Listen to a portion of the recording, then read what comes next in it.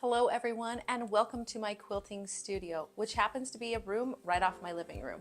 I'm Kara of Lady Fox Stitches, and I'm a long arm quilter located in northern Nevada. Today I'm going to walk you through my method for washing a new quilt. I also have customer quilt finishes that have come off the long arm, and I'll update you on my personal quilting projects. So stick around for a little bit. Let's get started. First up, let's talk about my method for washing new quilts. I want to be very clear here. I'm talking about quilts that get used in your everyday life. Quilts you take camping, quilts you take on a picnic, quilts you sleep under, quilts you watch TV with, quilts you lay on the floor and let babies crawl on, the quilts that you let your grandkids build forts with. These are the types of quilts that will occasionally need some washing. I read an opinion on the internet once that said quilts are like hair and should be washed as little as possible. I'm of the opinion that quilts should be washed as much as necessary.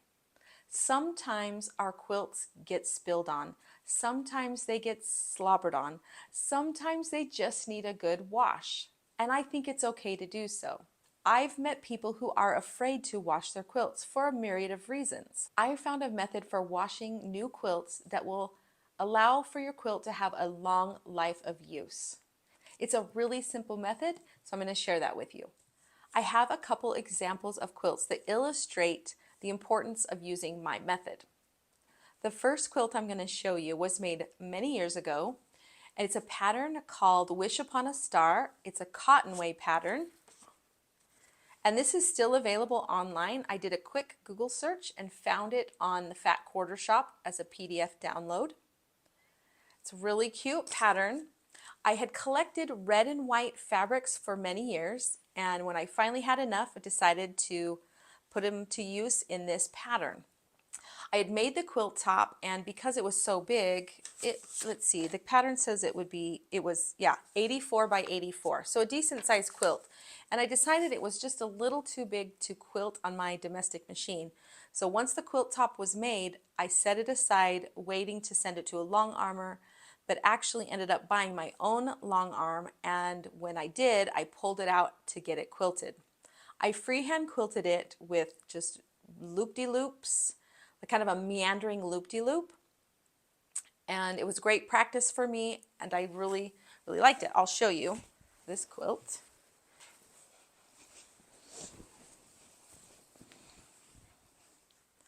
So it's a nice big quilt, and it's the same block, star block, repeated over and over. It's, let's see, 1, 2, 3, 5, 1, 2, 3, 4, 4 blocks by 4 blocks.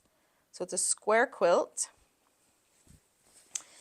And like I said, I just used a meandering loop-de-loop, freehand motion pantograph. It's not really a pantograph, is it? It's just you can't even tell because it's so crinkly. When I was done quilting it and had it all bound, I was ready to go into the washing machine. And this was my first time washing a red and white quilt. I had no experience with that before. And so I just went ahead, threw it in the wash with some laundry soap, and went on my merry way. When I came back to the washing machine after the cycle had finished, I found that my red and white quilt was no longer red and white, but was red and pink. And when I say pink, I mean really pink. I was very upset, but just decided that it was a lesson I had to learn, and so I went ahead and dried it in the dryer. Because I was upset about the condition of the quilt, I turned to the internet to see if there was something I could do that would remove that fabric bleed. And what I found was a method using a product called Synthropol.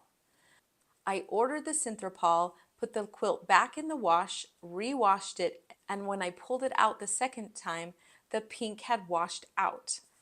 As you can see, it's red and white. It's not pink and white. I have used the Synthropol method ever since and have had no issues with color bleed of any kind since then. I've recently used this method to wash another red and white quilt, and I've had great results. This is a quilt called Once in Royal David City, and the pattern is in the book Christmas Quilting by Wendy Shepard.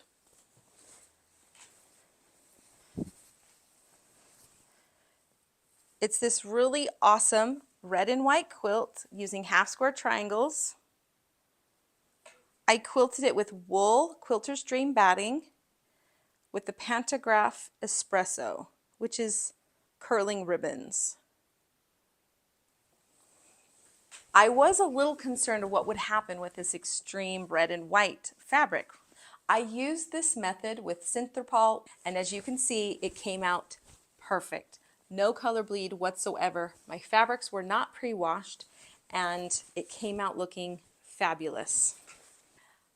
Every single time I've done this, my quilts come out of the washing machine in great shape with no fabric bleed. I know a lot of people worry about washing because of the fabric bleed issue. So here's my method. In the washing machine, I put the quilt, I add normal laundry soap. I just use a little pod, which keeps me from overusing laundry soap. I always add a product called Synthropol. I use 2 tablespoons, and this is just a product that's used in fabric dyeing. It's used to suspend loose dyes in the water, and it keeps it from settling back into the quilt. I also throw in 1 to 2 color catchers. I've always used Shout color catchers, but recently I ran out of those and went online looking to make a bulk order. What I found was these color and dye absorber, it says, by X Clean, and I just found these online. They were much more reasonably priced. They came with 120 in the box, and I found that they work just as well as the name brand Shout color catchers. Once I've added my laundry soap, my Synthropol, and my color catchers, I go ahead and start the washing machine. I will link in the description box below to some Synthropol so you can check out that product, and also to the color catchers I use. So I hope you'll give this method a go next time you have a new quilt to wash. I promise it works every time. All right, on to customer quilt finishes. The first one I'd like to show you today is called The Heart of America. It's a free pattern by the Fat Quarter Shop, and it uses a line of fabric by Lella Boutique called Old Glory. So it has that Americana red, white, and blue colors. It's a quilt that in the center has a heart surrounded by friendship stars, and then of course turns into a big star. It has a border around all the sides that are these flying geese pieces, and then the top and the bottom of the quilt have a border like this. So it's a little bit taller than it is wide overall. The pantograph is called Hopscotch Squares, and this is a Barbie Mills pattern from the Quilting Mill. It's a really great pantograph to use if you like the look of cross-hatching, straight line quilting. This one I sized pretty large, about 2.5 inches from top to bottom on the square. The squares are set on point, but the way it stitches out in rows, and those rows nest together, which give you this overall texture, nice and even. It's very beautiful.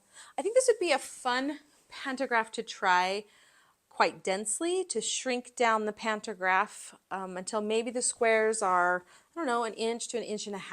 I think that could give a really great, fabulous look, especially if you like cross-hatching or something like that. So great pantograph. The batting in this is Quilter's Dream 80/20, and the thread is Glide in white. The backing is from the line, the Lella Boutique line. This is just the large floral print. It's very beautiful. So this one's ready to be shipped off so that the customer can get it bound, and it will be ready to be enjoyed all summer long. The second customer quilt I have to share with you is a baby quilt. It's super duper cute. I'll hold it up for you to start with.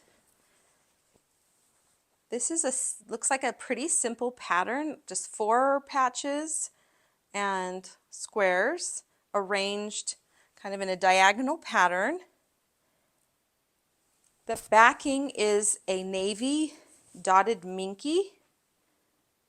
It's really soft and really nice to the touch.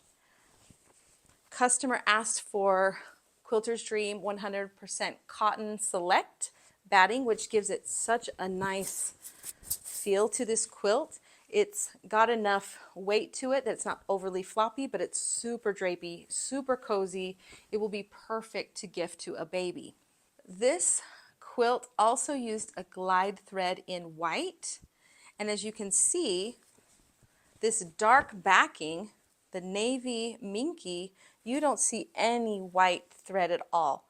That bobbin thread just sinks deep into the minky and you can't tell what color of thread it is. So minky does that really well. It hides the color of the thread in it.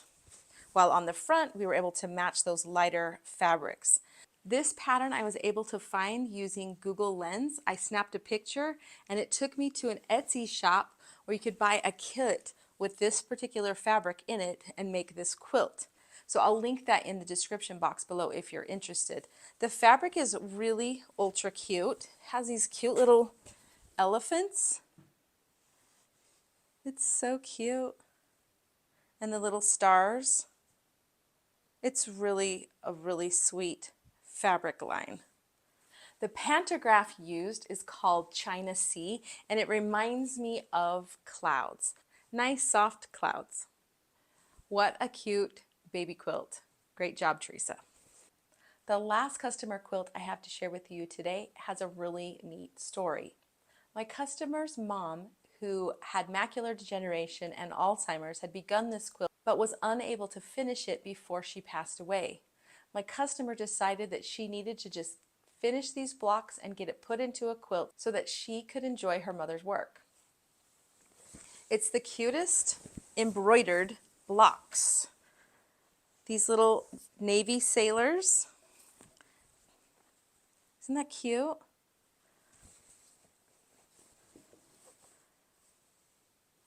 There's quite a few different ones. I think they're really cute. So she took the 9 embroidered blocks, which she had to finish, and set it into a setting with a sashing and then a couple borders around the whole thing. It's a square quilt. It turned out to be about 57 inches by 57 inches. She used Quilter's Dream 100% cotton batting in it. The backing fabric is this text print, very Americana, right? So things like Let Freedom Ring, Stars and Stripes, Honor and Glory, Land of the Free. Really great backing fabric for that. Because of the theme of the sailors in each of these blocks, I decided to go with a pantograph called Harbor Wave. It's a large pantograph that covers kind of a big space, pretty loosely quilted, but it has that swirl of the sea, which I thought, again, went with that theme of the sailors. I chose the pantograph and the thread color to blend across these embroidered squares. I wanted to make sure we really showcased the embroideries and the quilting was able to kind of end up in the background, just supporting the quilt overall, but without distracting from the main part of the quilt. This will be so beautiful, and what a great way to honor her mother's memory. Okay, now to update you on my personal quilting projects. Last week I had cut out some fabrics to work on a quilt using my Denise Schmidt fabrics, Pretty Things. I was able to get the quilt blocks done and put together with the sashings. It's turned out to be quite a bit bigger than the original pattern because the original pattern called for paper piecing and I didn't want to do paper piecing. So when I refigured the sizes, each block ended up a little bit bigger than the original pattern called for. Let me move that chair, hold this up. So this turned out to be 6 blocks by 6 blocks. It's about 80 inches right now across, so it's quite large. And the sashings came together and created smaller shoe fly blocks. It's very scrappy. Quite a few fabrics, at least 36 different fabrics in this quilt. I added a few extra fabrics to the line from my own stash just to kind of make things go a little further. The pattern has several borders added to this part of the quilt, and I laid out the quilt, saw how big it was, and decided I would go ahead and add enough border on it to make it a good bed-size quilt. A quilt that would fit on a queen-size bed. So I'm going to go ahead and add some borders. I'm going to use some of the leftover fabrics and then just more of the white and just extend the quilt to make it a queen-size quilt. So that's in the works, but I got pretty far. We got all the blocks put together, the main part of the top sewn together, so I feel really good about that progress. This week I watched Anna Maria's YouTube channel, and she was showing some of her fabrics. Of course, the fabric she was using looked lovely on screen, and there was a quilt hanging behind her made from those fabrics. I really liked the quilt that was hanging behind her and decided I would go looking to see what it was. The quilt is called Indelible and uses the indelible fabrics. And so I went ahead and ordered the pattern and the fabrics. So I ordered the indelible fabrics, the pattern, and I'm excited actually to make this. So this is now on my to-do list as well. It looks fairly simple, just a kind of a granny square type idea. It did come with some templates. I haven't looked into how it's made exactly yet, but I will do that when I get a chance. So I'm really excited about this new kit. It's kind of funny how there's always something new to buy, something new to make. The list of quilts I want to make just grows longer and longer every day. There's a world out there of never-ending ideas, and I love to see what's going on and what's new and what's coming up, and it's so fun to be a part of. If you liked what we talked about today, please consider sharing this video with your friends. That would be amazing. And check out my other videos. If you have any questions, comments, or want to share what you're working on in your sewing room, I'd love to hear all about it in the comments below. Make sure to check out my website at ladyfoxstitches.com if you need long arm quilting services. You can also follow me on Instagram and Facebook at Lady Fox Stitches. Keep sewing, keep quilting, and I'll see you next time.